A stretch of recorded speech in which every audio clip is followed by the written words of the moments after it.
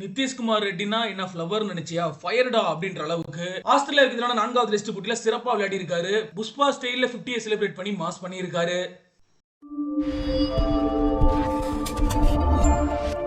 ஆஸ்திரேலியாவுக்கு எதிரான 4வது டெஸ்ட் போட்டி ஆரம்பத்துல பார்க்கும்போது இந்தியா முடிஞ்சாங்கடா அப்படின்ற மாதிரி தான் இருந்துச்சு. ஆனா இப்ப இருக்க நிலைமையில ஓகேடா அப்படின்ற அளவுக்கு மாறி இருக்காங்க.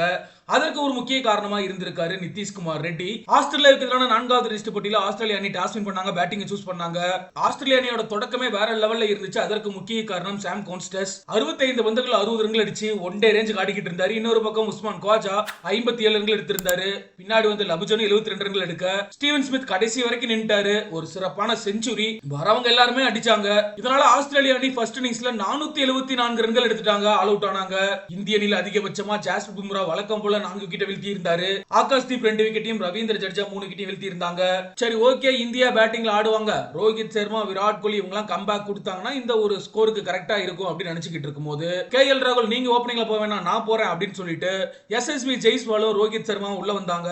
ஜெய்ஸ்வால் ஒரு பக்கம் சிறப்பா ஆட, இன்னொரு பக்கம் திரும்பவும் ஏமாத்தி இருக்காரு இந்திய கேப்டன் ரோஹித் சர்மா. 3 ரன்கள் அவுட்.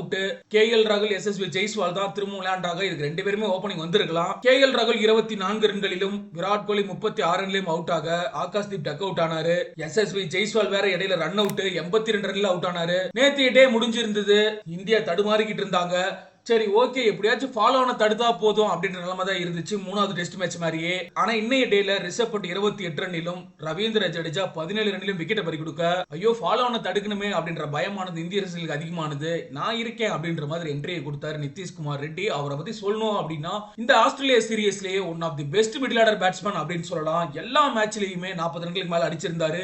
50 அடிப்பாரு அப்படின்னு நினைச்சுக்கிட்டு இருப்போம். ஆனா நான் ஸ்ட்ரைக்ல அவருக்கு ஏத்த மாதிரி பேட்ஸ்மேன் இருக்க மாட்டாங்க. இதனாலேயே அதிரடியா ஆடி நிதிஷ்குமார் ரெட்டி பல அவுட் ஆகி இருக்காரு. ஆனா இந்த தடவை வாஷிங்டன் சுந்தர் சிறப்பான ஆட்டத்தை வெளிப்படுத்த இவங்க ரெண்டு பேரும் பார்ட்னர்ஷிப் அமைச்சாங்க.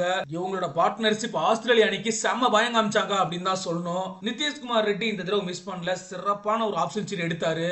ஆஃப் செஞ்சுரி எடுத்த உடனே புஷ்பா ஸ்டைல்ல செலிப்ரேட் பண்ணாரு. பேட்டை எடுத்து புஷ்பாடா அப்படின்ற அளவுல செம்ம செலிப்ரேஷன்.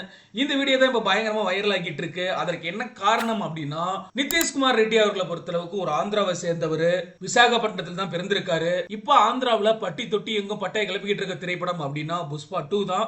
அந்த வகையில தான் நிதிஷ்குமார் ரெட்டியுமே நான் ஃபிளவர் இல்லடா ஃபயர் அப்படின்றத காமிச்சிருக்காரு. ஒரு சூப்பரான இன்னிங்ஸ் ஆடி இருக்காரு. இந்தியாவுமே ஃபாலோ ஆன்ல இருந்து தப்பிச்சிருக்காங்க அப்படின்னா அதற்கு ஒரு முக்கிய காரணம் நிதிஷ்குமார் ரெட்டி அண்ட் வாஷிங்டன் சுந்தர் தான். சரி ஓகே, நீங்களும் மறுபடியும் கமெண்ட் செக்ஷன்ல பதிவு பண்ணுங்க. ஆஸ்திரேலியாவுக்கு எதிரான டெஸ்ட் சீரிஸ்ல பயங்கரமா ஆடிட்டு இருக்காரு நிதிஷ்குமார் ரெட்டி. இவரோட ஆட்டத்தை பத்தின உங்களோட கருத்துக்களை